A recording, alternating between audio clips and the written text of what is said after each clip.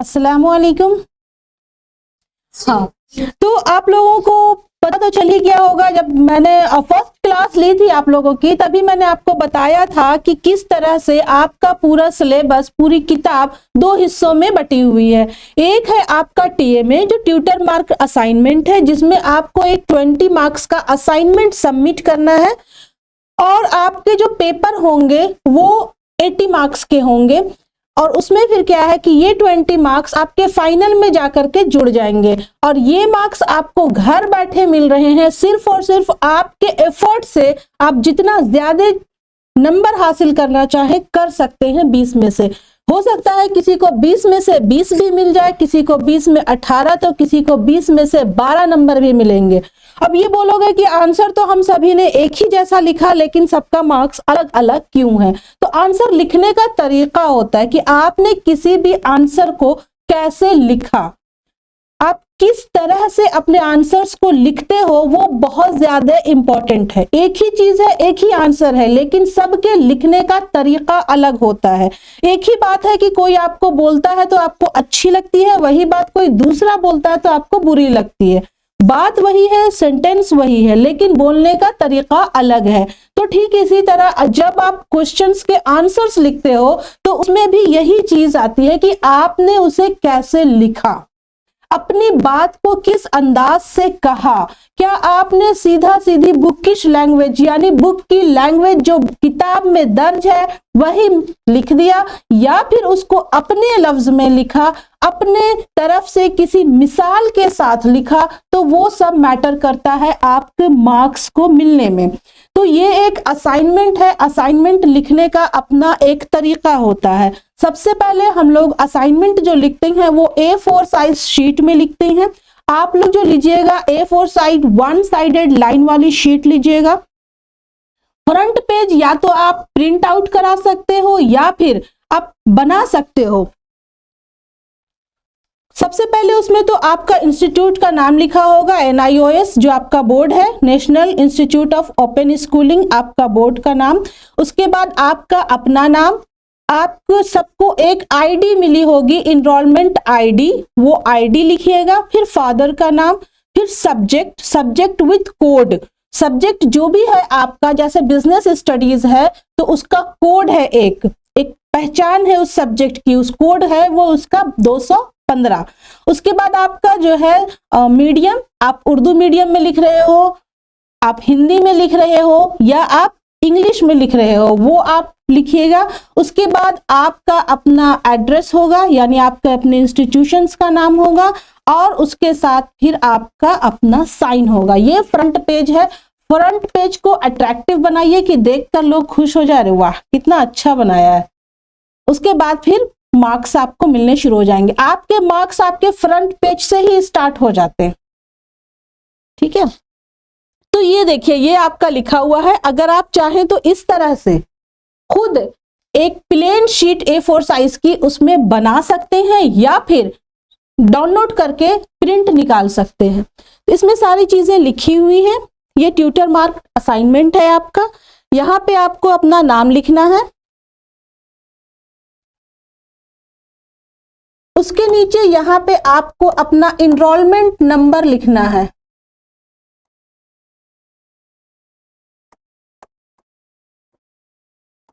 Enrolment number सबके पास है ना?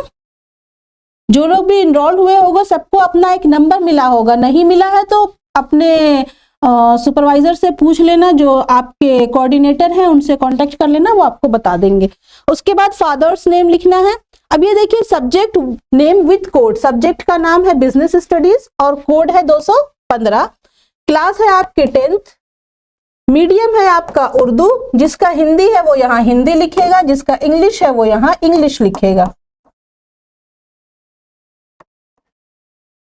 यानी कि आप जिस लैंग्वेज में अपने पेपर को लिखिएगा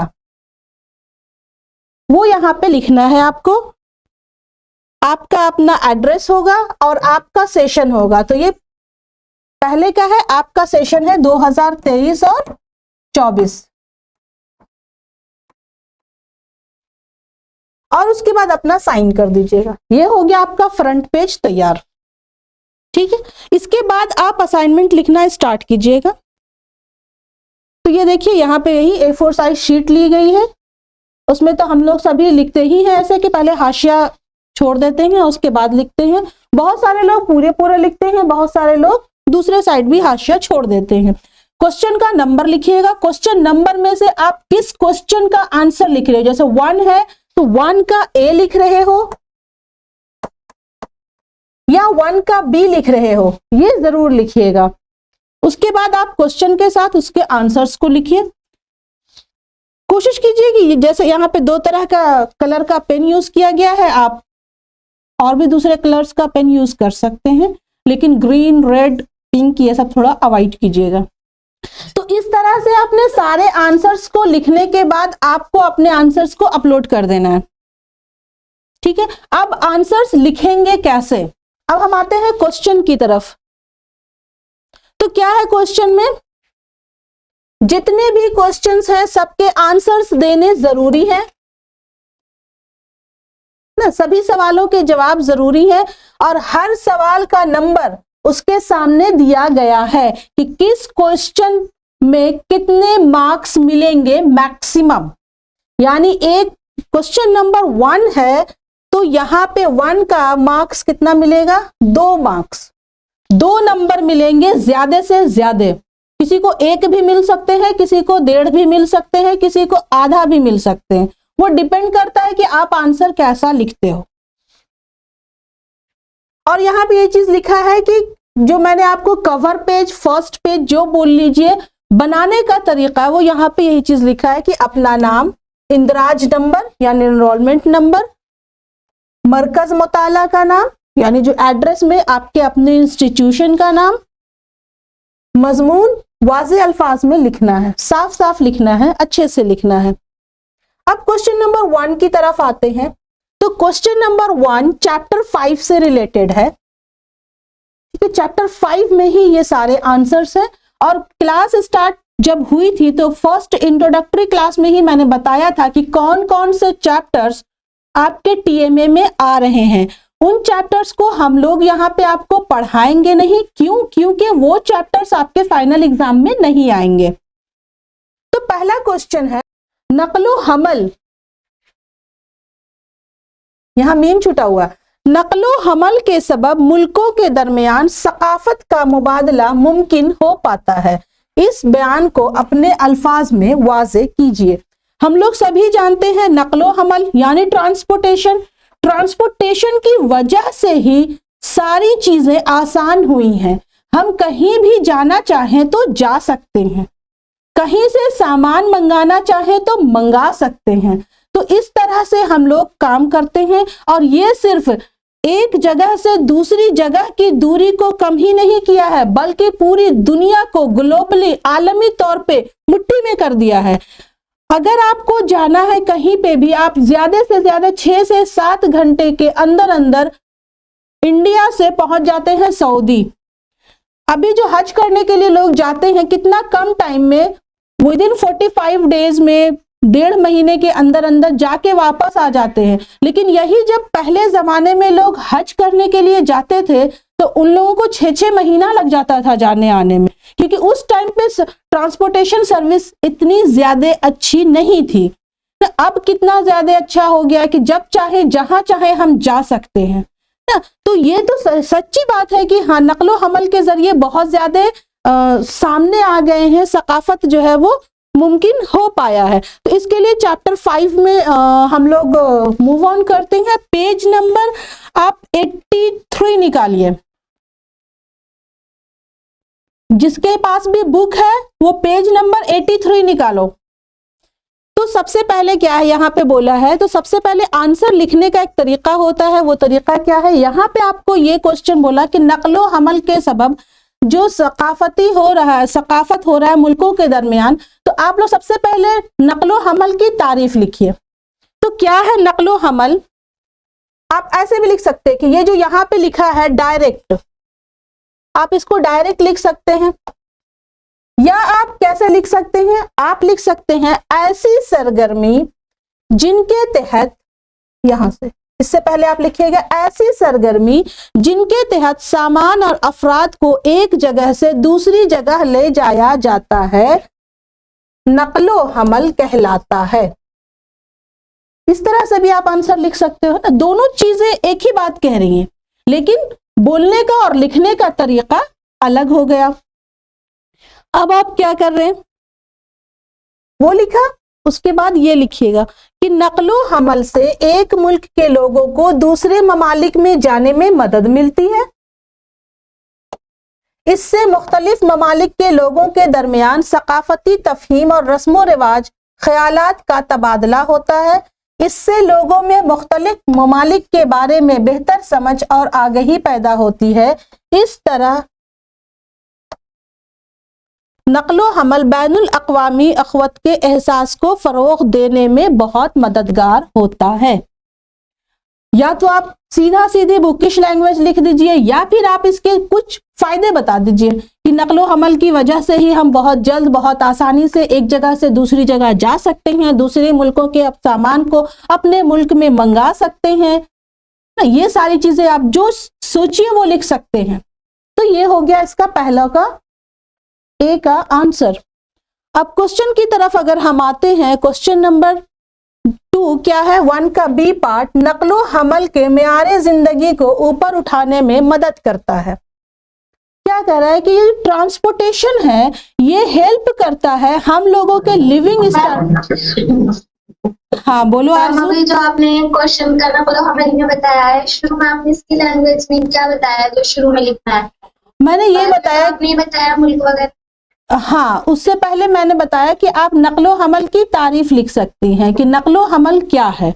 सबसे पहली चीज तो ये है कि अगर आपको ये बोला जा रहा है कि नक्लो हमल मुल्कों के दरमियान सकाफत को पैदा करता है तो आप ये लिखिएगा ना पहले कि नक्लो हमल है क्या। मैं नहीं जानती नक्लो हमल क्या, तो आप पहले ये बताइए कि नक्लो हमल क्या है, उसके बाद बताइए कि ये किस तरह से मुल्कों के दरमियान सकाफत जो है वो ये करता है, मुबादला मुमकिन हो पाता है, उसके बाद आप ये बताइए। ठीक है, तो ठीक क्वेश्चन नंबर 2 में भी जब हम लिखेंगे, और ये देख लीजिएगा किसी एक का ही जवाब लिखना है, ऐसा नहीं कि दोनों आंसर लिख दीजिएगा, दोनों में से एक का ही आंसर आपको लिखना है। अगर आपने फर्स्ट का ए आंसर लिख लिया तो आपको बी देखने की कोई जरूरत ही नहीं है। या आपको लगा कि हो सकता है बहुत सारे लोग क्वेश्चन नंबर 1 का ए बना रहे होंगे, तो मैं क्वेश्चन नंबर 1 का बी बनाऊंगी। ठीक है, तो 1 का अगर बी आप बना रहे हो तो भी आप पहले नक्लो हमल की तारीफ लिख लेना।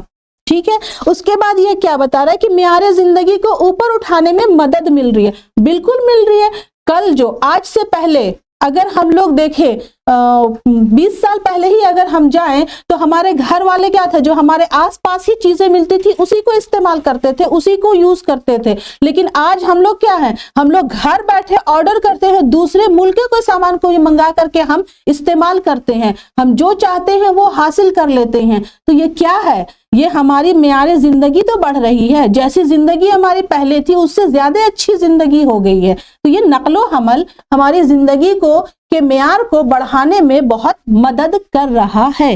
तो जैसा कि हम लोग नक्लो हमल की अहमियत में ही गए थे, जो क्वेश्चन नंबर 1 का ए हम लोग लास्ट वाला था कि मुल्कों को करीब लाने में मददगार है 8 नंबर, तो आप जो है इसका 3rd नंबर में आइए, पेज नंबर 82, उससे पहले एक पेज में आ जाइए ना। तो नक्लो हमल के बारे में आपने लिखा, उसके बाद ये लिखा क्या, अपनी पसंद की अशिया अभी हम ऑर्डर करते हैं अमेज़न से, फ्लिपकार्ट से, हम देखते हैं कि बहुत सारी वैरायटीज हैं, उसके बाद हम उन वैरायटी में जाते हैं, जो प्रोडक्ट मुझे चाहिए, जो सामान चाहिए, उसका फिर हम अलग अलग प्राइसेस देखते हैं। किसी को देखते हैं कि वो कुछ कम दाम में दे रहा, किसी को देखते हैं वो ज्यादा दाम में दे रहा, तो अपने हिसाब से हम वो चीज खरीदते हैं कि जब मुझे वही चीज सारी क्वालिटीज कम कीमत में मिल रही तो मैं ज्यादा कीमत क्यों अदा करूं। तो इस तरह से हमारे मियारे जिंदगी को बढ़ाने में मदद करता है। और ये सामान कैसे आ रहा है, हो सकता है जिसकी डिलीवरी जो है वो जल्दी है, उसकी कीमत ज्यादा है, तो हम थोड़ा वेट कर लेंगे, मुझे जल्दी नहीं है किसी चीज की। हो सकता है वो कम दाम में जो दे रहा है वो आने में थोड़ा टाइम लगाएगा, क्यों? क्योंकि वो ट्रांसपोर्टेशन जैसा यूज कर रहा है, उसके अकॉर्डिंग वो सामान की कीमत रख रहा है। मुझे चुटकियों में चाहिए, मिनटों में चाहिए, तो वो बाई प्लेन भेजेगा, और मुझे आराम से चाहिए, कोई बात नहीं है, तो वो ट्रांसपोर्टेशन या तो रोडवे यूज करेगा या वाटरवे यूज करेगा।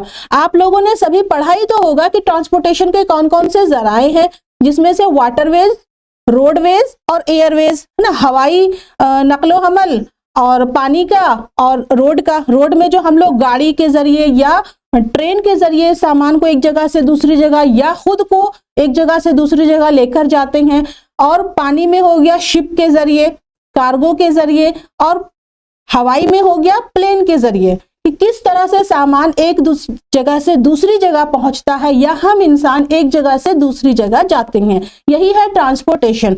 अगर आप अपनी रोजमर्रा की जिंदगी से रिलेट करते हुए आंसर्स को लिखिएगा तो आप बहुत ही अच्छा आंसर लिख सकते हैं, और इसमें कुछ भी नई चीजें नहीं है, सभी आपके आसपास होने वाली ही चीजें हैं। तो यहाँ पे ये बता रहा है कि नकलो हमल के तरीकों की मदद से सारिफीन को मुख्तलिफ कीमतों, मैंने बताया कि किस तरह से हम लोग सर्च करते हैं, अलग अलग कीमत देखते हैं, मुख्तलिफ मिकदारों में, जितना मुझे चाहिए कि 1 पीस चाहिए, 2 पीस चाहिए, 10 पीस चाहिए, जितनी चीजें चाहिए, जितनी मिकदार में चाहिए, अपनी पसंद की अशिया इस्तेमाल करने का मौका मिलता है, जिससे इनका मेयार जिंदगी बेहतर होता है।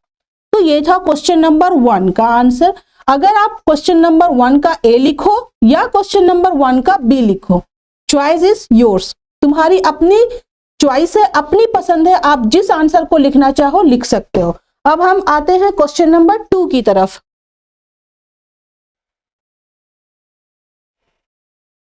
इसमें भी 40 से 60 लफ्जों में लिखना है, ज्यादा बहुत पेज तो भरना नहीं है, जो बात है वो टू द पॉइंट कीजिए, जितना पूछा गया है उतना ही आंसर कीजिए, बहुत ज्यादा लिखने या पेज भरने से कुछ नहीं होता।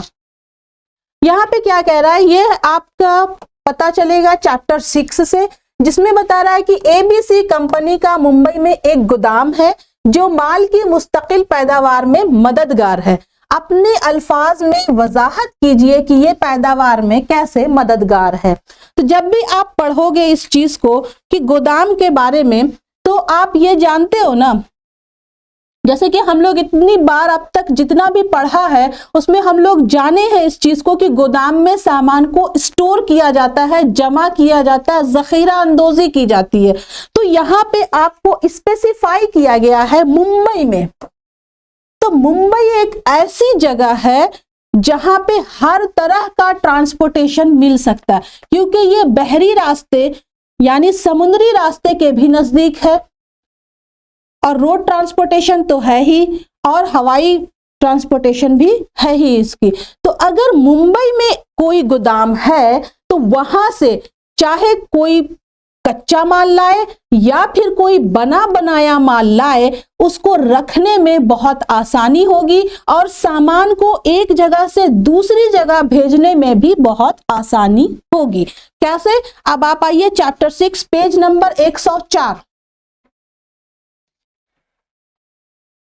तो यहां पर क्या पूछ रहा है, यानी आपको ये चीज जो पूछ रहा है कि माल की पैदावार में कैसे वो मुस्तकिल पैदावार में इजाफा कर रहा है, वो गोदाम है अगर मुंबई में, तो इसके लिए आप यहां पे देखिए ये जो पॉइंट है, क्योंकि क्वेश्चन का जो आंसर है वो मुझे 40 से 60 लफ्जों में ही देना है, उससे ज्यादा तो देना नहीं है। तो इस वजह से हम यहां पे इस चीज को देखते हैं कि गोदाम की वजह से जो गोदाम के फायदे हैं, ये देखिए हेडिंग जो है इसकी, गोदामकारी के फायदे, कि अगर आपका गोदाम है तो उसके फायदे क्या क्या हैं। तो इसी के फायदे में से सिर्फ एक फायदे को इंडिकेट किया गया कि मुस्तकिल पैदावार में किस तरह से मददगार है। तो सबसे पहले गोदाम के बारे में आप लिखिए, उसके बाद आप ये लिखिए कि मुंबई जो है बहुत ही ऐसी जगह पे मुंबई में ऐसी जगह पे गोदाम है जहां पे हर तरह की ट्रांसपोर्टेशन के, हर तरह के नकलो हमल तक रसाई बहुत आसान है, बहुत मुमकिन है, और इस वजह से इसमें पैदावार में तसलसल होता है, क्योंकि यहाँ पर खाम माल यानी जो कच्चा माल है, जो रॉ मटेरियल है, उस सामान को बनाने के लिए, मैन्युफैक्चरर के लिए, पैदाकार के लिए वो आसानी से मिल जाता है। और इसके साथ साथ तैयार शुदा माल, जो माल प्रोड्यूसर्स ने, कंपनी ने बनाई, अब उस बनाए हुए माल को दूसरी जगहों में पहुंचने में भी आसानी होती है, और इस तरह से क्या होता है, सामान बनता जाता है और सामान जाता जाता है। तो इस वजह से जो लेट टाइम होता है वो बहुत कम हो जाता है ना, कि सामान बना और उसके बाद सामान चला गया बिकने के लिए, और सामान बिक गया, फिर ज्यादा उसकी डिमांड हुई, फिर सामान बना, यानी कंटिन्यूटी रहती है, मुस्तकिल रहता है, तसलसल बना हुआ रहता है। अगर वो गोदाम किसी ऐसे आउटर एरिया में होता, किसी ऐसे रिमोट एरिया में होता, तो वहां से सामान की रिसाई जरूरी नहीं कि हर जगह मुमकिन हो पाती इतनी आसानी के साथ, ठीक है, जितनी आसानी से मुंबई के गोदाम से हर जगह सप्लाई होती है। तो ये था इसका आंसर। अब क्वेश्चन नंबर 2B की तरफ आते हैं।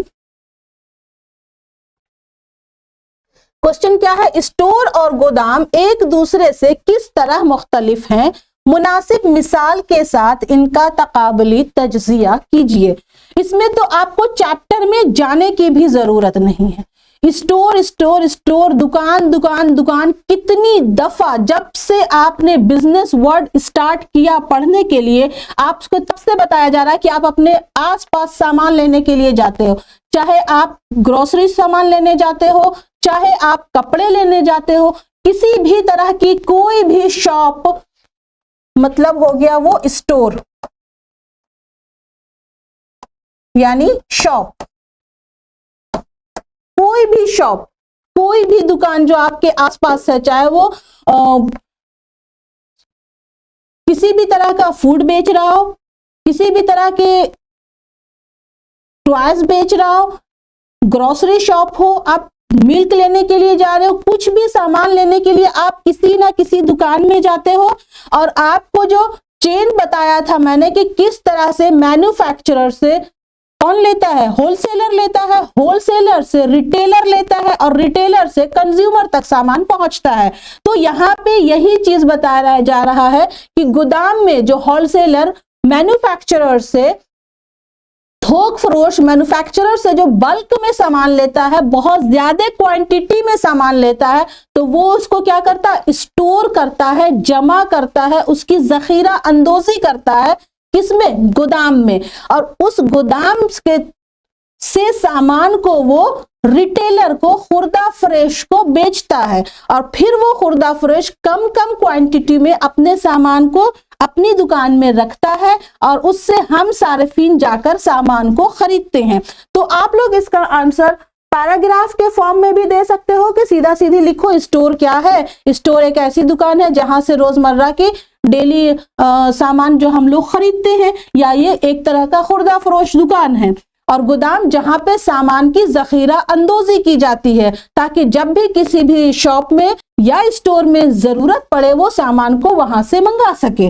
दोनों के दोनों जो हैं वो एक चेन की तरह काम करते हैं। तो आप या तो सीधे पैराग्राफ बनाकर लिख लो, या फिर आप एक तरफ स्टोर लिखो और एक तरफ वेयर हाउस लिखो।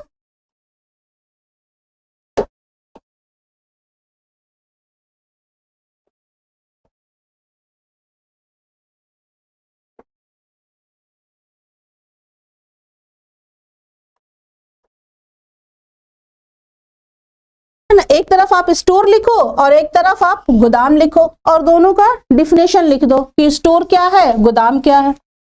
गोदाम यानी बल्क में सामान रखा है, बहुत ज्यादा क्वांटिटी में सामान रखा था। जैसे अभी हम लोग ही जाते हैं सामान खरीदने के लिए, कुछ सामान नहीं होता, जैसे सपोज आटा लेने गए, मुझे 10 किलो आटा चाहिए, तो दुकान वाला बोलता नहीं अभी आप 1 किलो ले लो, शाम तक आ जाएगा सामान, या कल तक आपको मिल जाएगा। तो वो कहाँ से मंगवाता है, वो गोदाम से मंगवाता है।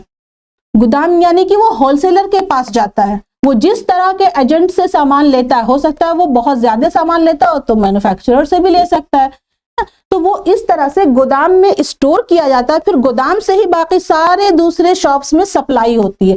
आप कभी अर्ली मॉर्निंग उठो और अपने घर के बाहर जाओ तो आप देखोगे कि बहुत ज्यादा गाड़ी वाले आते हैं, हर दुकान में चिप्स के पैकेट, सामान, वो सब के सब डिलीवर करते हुए फिर चले जाते हैं। तो इस तरह से वो कहाँ से सामान लाते हैं? वो गोदाम से ही सामान लेकर आते हैं और सब जगह पे वो डिस्ट्रीब्यूट करते हैं। तो इस तरह से ये डिस्ट्रीब्यूशन चैनल के तौर पे काम करता है। तो इसका आंसर आप खुद ही लिख लोगे, इसमें देखने की कोई खास जरूरत है नहीं। क्वेश्चन नंबर 3, ये भी 40 से 60 लफ्ज में ही लिखना है, किसी एक का ही जवाब देना है। क्या बोल रहा है कि डाकघर लोगों में बचत की आदत की हौसला अफजाई करता है। इस बयान पर रोशनी डालिए कि डाकघर की और क्या है, डाकघर की किन्हीं 2 स्कीमों का भी जिक्र कीजिए।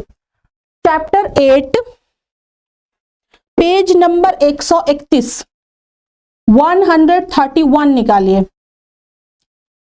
जिस तरह से हम बैंक में अपने पैसे जमा करते हैं, जब चाहे निकाल सकते हैं, इसी तरह से हम डाकघर में भी डाकघर में भी पैसे जमा कर सकते हैं बैंक की तरह।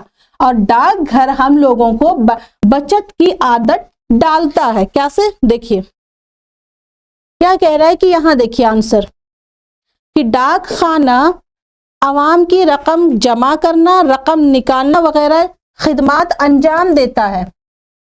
तो इनको हम डाक खानों की जरिए दी जाने वाली बैंकिंग खिदमात के नाम से जानते हैं। और इस तरह डाक खाना बचत को बढ़ावा देने और लोगों को बचत जमा करने की मुख्तलिफ किस्म की स्कीमें चलाता है। अब ये बहुत सारी स्कीमें हैं यहाँ पे, जैसे डाक खाना बचत बैंक खाता, पंचसाला डाक खाना मतवातर जमा स्कीम, जिसमें से मैं आपको एक बता रही हूँ, आपको 2 लिखना है। तो सबसे पहले क्या है कि जैसे ये आप हेडिंग डालिएगा कि ये डाक खाना बचत बैंक खाता है, इसमें हम अपनी रकम जमा कर सकते हैं और जरूरत के तहत निकाल सकते हैं। खाता खोलने के लिए कम से कम 50 रुपए की जरूरत होती है और ज्यादा से ज्यादा हम इसमें 1 लाख रुपए जमा कर सकते हैं। अगर हम इनफरादी तौर पर करते हैं तो, इंडिविजुअली करते हैं तो, और अगर हम मिलकर मजमूई तौर पर इसमें करते हैं तो ज्यादा से ज्यादा 2 लाख रुपए जमा कर सकते हैं। इसमें जो भी इंटरेस्ट मिलता है वो टैक्स फ्री होता है, उस पे हमें कोई भी टैक्स नहीं देना होता है। इस तरह से आप पहला लिखिएगा, दूसरा कोई और आप लिख लीजिएगा। अब हम आते हैं क्वेश्चन नंबर 3B की तरफ। क्या कह रहा है? डाकघर और प्राइवेट कुरियर के जरिए फराहम करदा मुख्तलिफ खिदमात के बारे में लिखिए और इनमें से सबसे अच्छी सर्विस कौन सी लगती है और क्यों। आप पेज नंबर आइए 145 में। डाकघर हो या प्राइवेट कुरियर सर्विस हो, दोनों की खिदमात एक जैसी हैं, दोनों एक ही काम करते हैं। बस फर्क यह है कि डाकघर जो है वो सरकारी है और प्राइवेट कुरियर सर्विस जो है वो प्राइवेट है। तो प्राइवेट है तो वो फैसिलिटी ज्यादा देगा, इसके लिए वो चार्जेस लेगा। डाकघर में जहां कम पैसे में काम होगा, प्राइवेट कुरियर सर्विस में ज्यादा पैसे लगेंगे लेकिन स्पीड में काम होगा, तेजी से काम होगा, बहुत जल्द आपकी सामान, आपकी चीजें आपको मिल जाएंगी। लेकिन अब अगर क्वेश्चन कर रहा है कि कंपेयर करने के लिए कि दोनों में से कौन सा ज्यादा अच्छा है, तो हम कभी भी किसी एक को कैसे कह सकते हैं? अगर मुझे आराम से कोई भी चीज, कोई भी खत, कुछ भी सामान किसी और को भेजना है तो मैं डाकघर यूज करूंगी, लेकिन अगर मुझे फौरी तौर पे भेजना है, बहुत अर्जेंट है, जल्दी मुझे भेजना है, तो मैं प्राइवेट कुरियर सर्विस को चूज करूंगी। तो दोनों ही मेरे लिए उतने ही अहम हैं। ठीक है, तो यहाँ पे ये जो निजी कुरियर खिदमात है ना, आप इनको एक बार देख लीजिएगा और इसमें से आपको आंसर मिल जाएगा। अब क्वेश्चन के मार्क्स बढ़ गए, ये 4 मार्क्स का है। अभी तक हम लोग जितना बना रहे थे वो सब 2 ही मार्क्स के क्वेश्चन थे, तो उसके अकॉर्डिंग लिखे थे। अब यहाँ पे आंसर हमको देना है 100 से 150 वर्ड्स में और मार्क्स मिलेंगे 4। तो हमारी कोशिश है कि हमें 4 में से 4 मार्क्स मिले। अब आखिर वो कैसे मिलेंगे? क्या कह रहा है कि इस अमल का नाम बताइए और वजाहत कीजिए जिसके जरिए एक फर्द रकम की अदायगी के जरिए दूसरे शख्स से कुछ सामान या जायदाद अपने नाम पर मुंतकिल करवाता है। तो क्या कह रहा है ये चैप्टर आप जाइए पेज नंबर 206। तो यहां पे उस अमल का नाम पूछ रहा है, तो वो अमल क्या है? वो अमल है खरीदारी। हमको क्वेश्चन का लिखना है आंसर उसके मार्क्स के अकॉर्डिंग और वर्ड्स के अकॉर्डिंग 100 से 150 अल्फाजों में लिखना है, 4 नंबर के लिए लिखना है।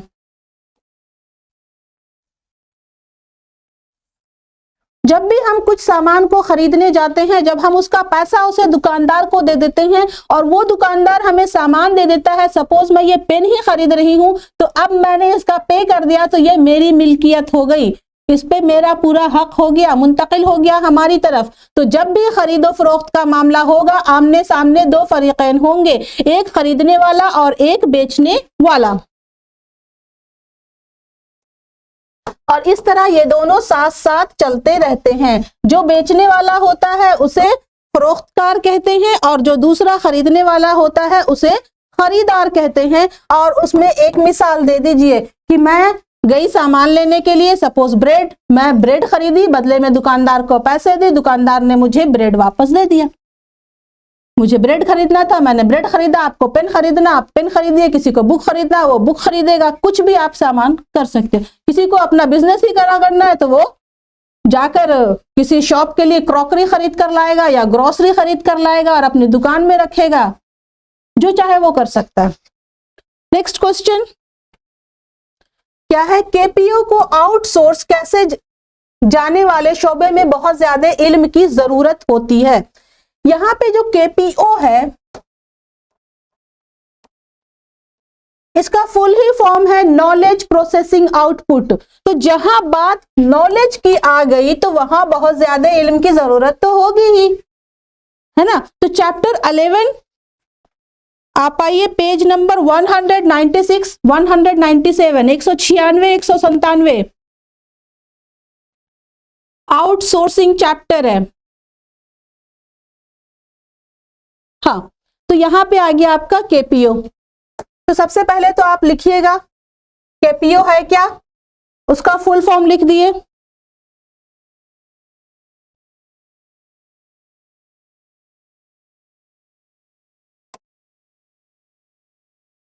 मालूमात या इल्म में महारत पर तवज्जो की जाती है इस पे।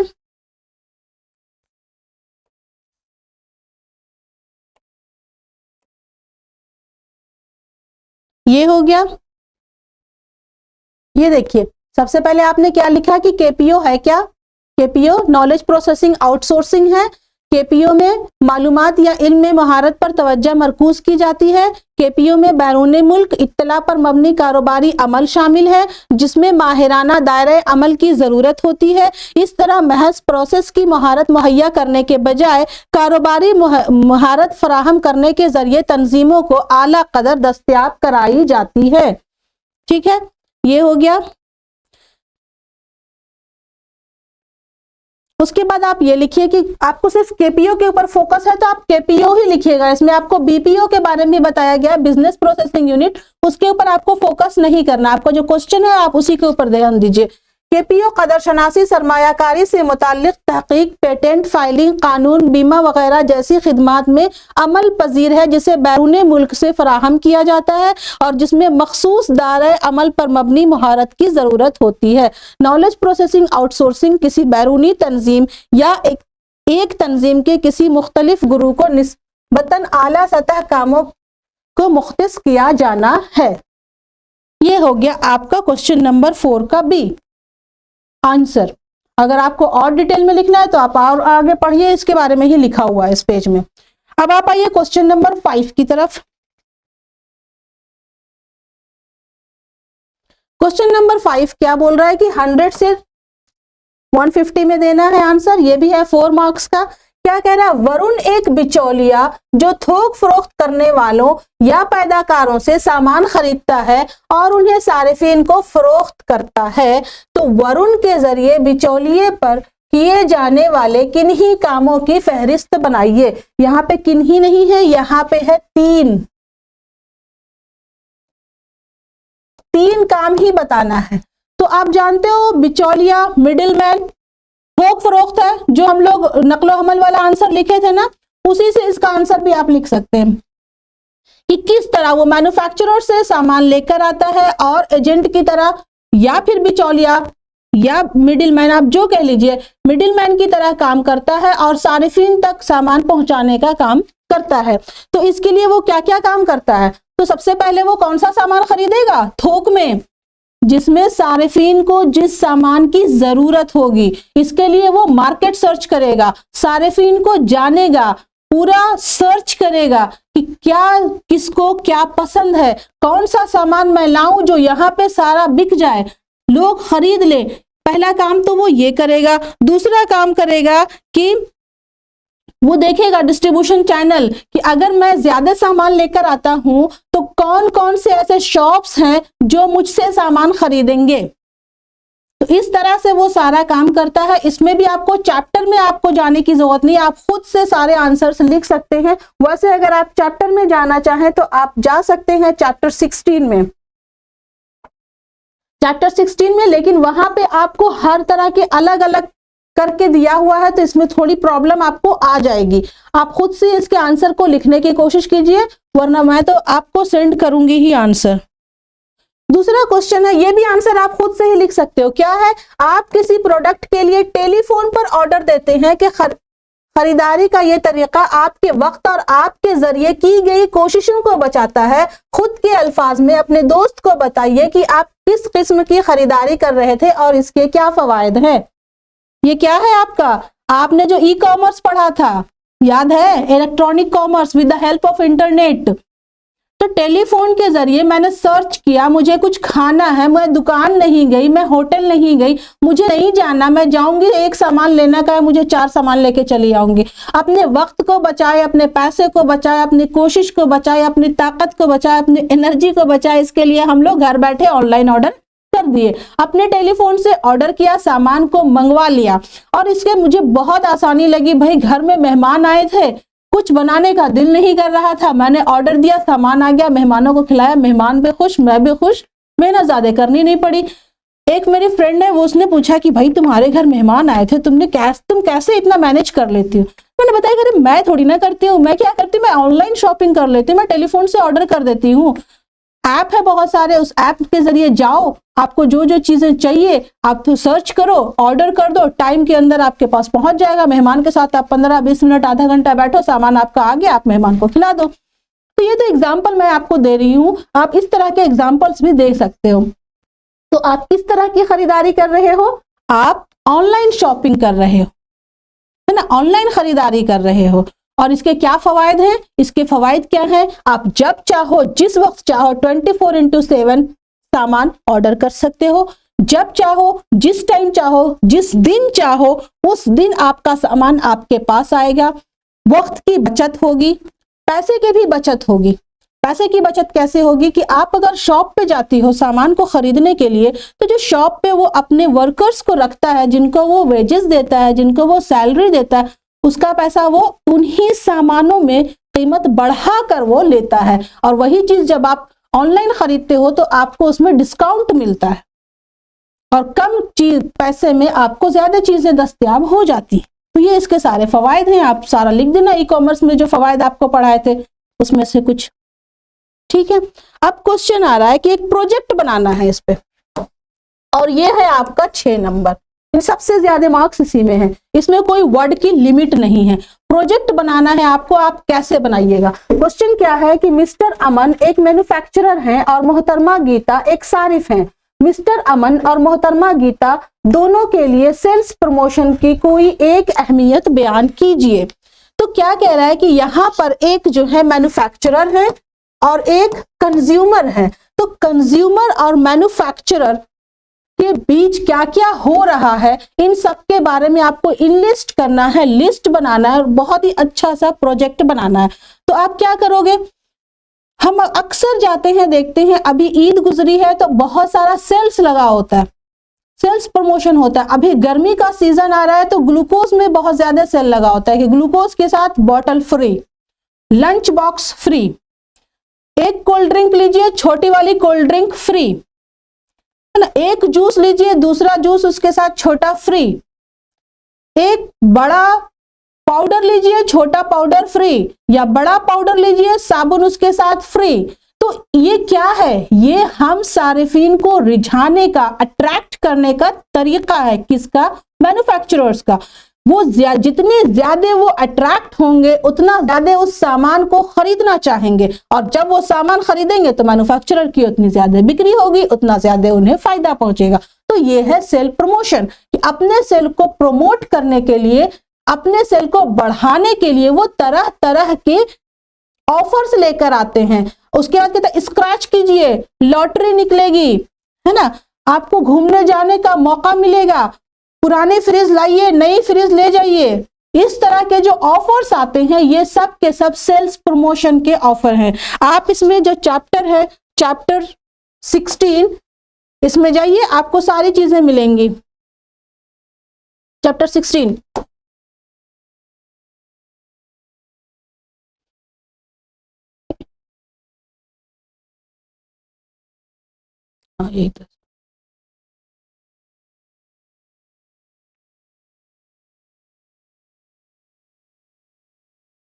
हर चाहता है कि उसकी अशिया का क्या हो, लेन देन बढ़े, बिक्री बढ़ाना चाहता है, और बहुत से तरीके इस्तेमाल करता है। जैसे लखपति बनो, सिंगापुर घूमने के लिए जाओ, 1 किलो में 30% एक्स्ट्रा पाओ, लंच बॉक्स, पेंसिल बॉक्स, कलम, शैम्पू पाउच, ये सब चीजें जो है मुफ्त में देते रहते हैं। तो क्या कह रहा है कि नया मॉडल ले सकते हैं, पुराना टीवी लेकर के आइए, 50% डिस्काउंट। और जब अंदर जाइएगा तो बोलेगा अप टू 50% है, किसी में 30 है तो किसी में 20 है। लोग पहुंच तो जाते हैं, 50% डिस्काउंट चल रहा है।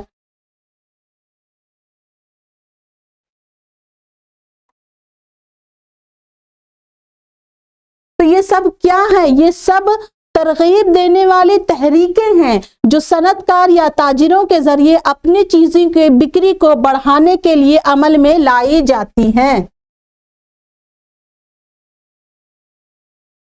ये तमाम अक़दाम दरअसल ग्राहकों में इश्तियाक पैदा करने की गर्ज से किए जाते हैं ताकि वो ज्यादा से ज्यादा खरीदारी करें और मसनूआत की बिक्री में इजाफा हो जाए।